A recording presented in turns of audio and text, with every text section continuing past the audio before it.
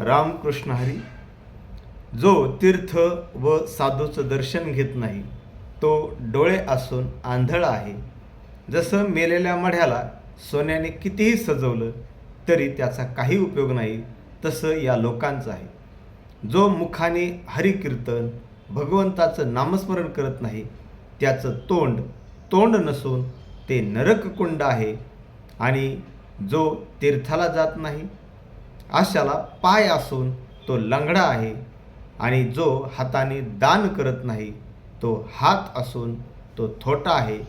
म्हणून संत शेख मोहम्मद महाराज एका ओवीतून म्हणतात, पाय असून फिरून लंगडा, जो ईश्वर यात्रेस नव जाय मुढा, सह कुटुंबाचा घातला खोडा, विषया लागी फिरे कडी अंगठ्या असोनी थोटा, जो पवित्रास दाननिधी करंटा, अनाचारी भजे उन्मत खोटा, तो वाचेस न यावा.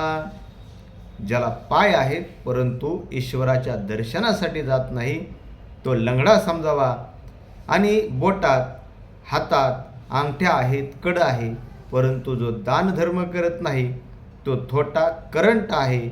असा हा उन्मत आहे, खोट्या प्रवृत्तीचा आहे. आणि ज्याला शरीर दिलं आहे सगळं व्यवस्थित असूनसुद्धा जो भगवंताशी लीन होत नाही, भगवंताची भक्ती करत नाही तो गाढव आहे. म्हणून संत शेख मोहम्मद महाराज आपल्याला सांगतात की एवढं भगवंताने दिलंय म्हणून भगवंताची भक्ती करा, भगवंताचं नामस्मरण करा, यातच तुमचं हित आहे. रामकृष्ण हरी.